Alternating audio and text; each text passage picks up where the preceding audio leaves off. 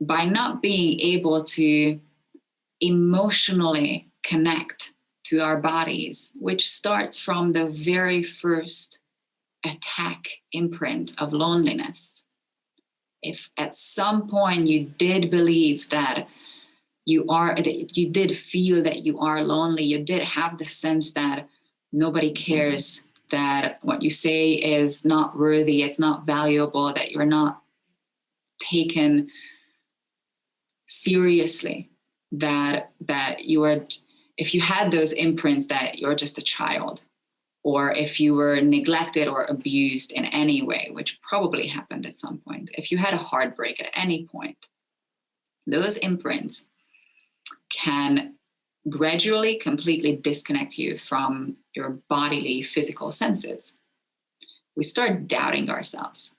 When something feels good, there is a second voice that goes, yeah, but that's not true. That's not real. That's just what I feel.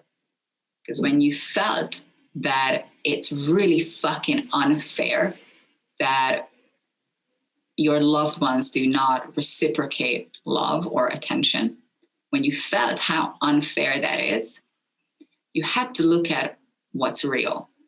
And reality translated as, well, I guess if I cannot do anything to change the fact that they don't care, that they are abusive, that they are neglective, then there must be something wrong with me. You started internalizing and you started accepting the abuse, pain, neglect, sadness, anger, frustration as the base for your reality. If you base your creation on that source point, you are going to keep regurgitating the same thing, and you're going to keep doubting yourself at infinity.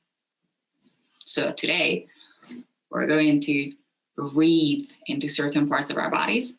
And even if you cannot see shit, even if you cannot feel or hear shit, absolutely fine. Give it your best shot. Put your heart into it. Just make the commitment to yourself that I want to feel my body again. I want to be good with my own body again. I want to feel my emotions again. I want to be alive. I want to feel alive in this world. One last thing before we start. Find yourself a comfortable position. Get some water, get some hydration, get a cozy blanket. I'm fucking freezing. I am a ridiculously intense person. I'm just starting to come to terms with how sensitive I am. So I started shutting down my feeling sensations. I started disconnecting myself from my emotional reality just so that I don't feel pain, physical pain as much as emotional pain. I'm very sensitive to sound, very sensitive. And when I started shutting down just feeling sensation in itself, I started feeling more comfortable, more at ease, more at peace. But I started massively losing something from my individuality, from my sense of self. I've had, just because I was cheerful, I had people asking me that, are you on something? Are you on drugs? When I was like 11, 12, haha, funny. Are you on drugs? And the feminine in me just goes, oh no, I'm so sorry. I'm too much. I fully understand. I'll cut back. I'll just lay down and die. The masculine in me immediately just goes, am I on something? You should be on fucking something if you cannot keep up with me. None of those are healthy responses. And I have a very different public personality and personal personality. I have a very different home life. And even at home, when I'm living with other people, I'm curbing myself. I have a very explicit sense of humor. I have a very explicit language at home. And especially around the sexual energy. Sex is so, the orgasmic energy is so ingrained with love for me that it has such an intensity that my sexual essence is feminine. I am willing to open myself up completely. And that's what I want to practice, to open that up on a cellular level. But I have the mental and emotional layers of it embedded, that I'm completely willing to open myself up and give in and actively receive and invite. Now, I talk about sexual energy a lot, but I don't show it. When I do, I get responses that I don't want to get. So twice when I was dancing on the dance floor, twice at separate occasions, 2 separate people proposed to me. Now, yes, they were both on drugs or drunk or something, but very genuinely, the second one I don't remember because I was just like, yeah, not happening again. But the first one, very, very genuinely, I was just dancing and there was this guy who was like, I'm so sorry, I'm from Sydney. I want you to come back with me to Sydney. I don't mean anything creepy about this, but just, I'm looking at you. I'm like, everything that you are, I'm in love with that. I know that I'm not a creep. He was high. I'm really not, but he was so genuine about it. That was the point where I'm like, holy shit, he really means it. And I really had to like, okay, dude. Okay, all right. Like I really had to, because he was genuinely, he was like, I'm not a creep. I do mean this, that I love you. So I would love to marry you. I would love to spend the rest of my life with you. And that's just coming from, everybody has their own interpretations of the world, but that energy, that attraction, that's just coming from the magnetic side that I project, that I am willing to merge with another being.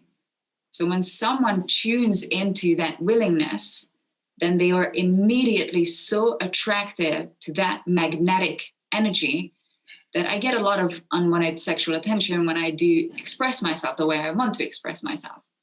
Now, because I probably give 10% of my energy in a public setting, it used to be very emotionally painful for me, because I used to feel like that I am not myself. And I used to feel very restricted, that I cannot be myself, because I felt very unsafe in this world if I were to be myself. I felt very misunderstood, misused, and not just unsafe in a sexual way, but unsafe in a way that if I love, I am not going to get back that intensity of love. And I don't mean it in an obsessive way, in a needy way. I'm probably one of the most individual people. I need my alone time. I love my alone time, and I give that time to everybody else. But when I do love, I love intensely. And that intensity can be really frightening to people, or in my past experiences, it has been. So when hello, what's happening? Hello. Oof. Sometimes I keep getting these just little high-pitched tone right in my ear. Thank you, baby. Thank you. So I keep getting bugged all week long. Now, I made the commitment only a month ago, literally a month ago, that I'm going to give it a year. It was Christmas, the night before Christmas. And I made myself the commitment that I'm going to give it a year. I'm going to give everything that I got. I'm going to put my heart into it, and I'm going to express more and more of what I am, who I am, how I think, and how I feel. A massive part of how I feel is resensitizing the body. When you're a bit lost about breathe into your stomach, or breathe into your pineal gland, or breathe into this hand, that hand, move your breath like that. When I started breathing like that, I'm like, fuck, I don't feel any of this is bullshit, Jesus.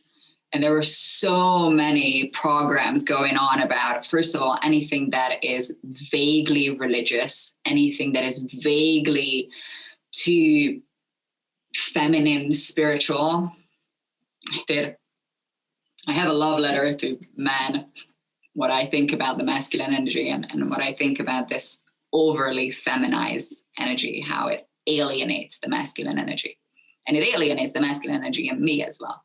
I don't believe the woo-woo. I don't believe the slightest amount of this overly touchy-feely, everything is connected, just love, just open your heart up thing.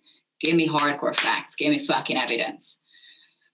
But then I realized that partly I don't feel things because I so actively neglect my own body. When it gives me signals that I'm tired, I'm sad, I'm lonely, I'm agitated, I'm anxious. I kept doing not just drugs, but coffee. Today, I was like, I still had this thing in me. I'm like, I'm tired. I cannot make it without coffee. I'm just gonna have a coffee. Just coffee. And that's what commitment is about. That's what integrity is about. That if I said that I believe that I can generate that power, I can generate that energy, then I don't need coffee. And my elementals just go ape shit. They're like, but I need the fucking coffee. I said fucking coffee. All right, Jesus, fine. We are not going to get coffee. What's wrong? The conversation. We did, I have this spiraling sense of talking about things. So we talked about a lot, like we talked about timeline shifts. We talked about how to initiate a very respectful relationship with parts of yourself that felt abused or neglected. We talked about how this whole system, this pyramidal system works, that one asset at the top is gathering massive amounts of attention and energy, and how that asset then can be used for other beings. So we touched upon a bunch of those. We touched upon how to generate higher quality frequencies, higher quality energies to feel better about yourself, to feel that you have self-worth, to feel on a biochemical level that you are worthy. And I think what brings all of them together, now that we're going on a little break next week, is embodiment. That you only believe fully when every level of your existence has a coherent message. If your emotional understanding is different from your mental understanding, you're going to throw it out. It's useless. It's not real. Skepticism. When you know that it's true, but you cannot feel it, you throw it out. It's not real. Skepticism. I'm stupid. I'm naive. Why would I believe in it? Why would I go for that? Why would I go for the job? Why would I go for that girl? I'm never going to get it. When you embody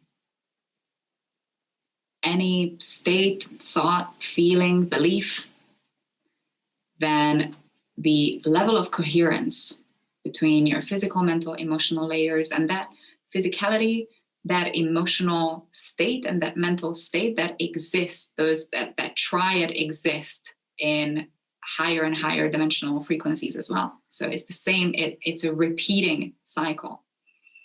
So it's really only those three layers. It's physical, emotional, and mental. When those three are in harmony, then you give yourself the confirmation that you can accept this as the base of your reality. You can trust that this is true. You can trust that this is real. You don't have to go in loops of being skeptical about everything. War is over. You don't have to fight. You are free to go home. So let's go home.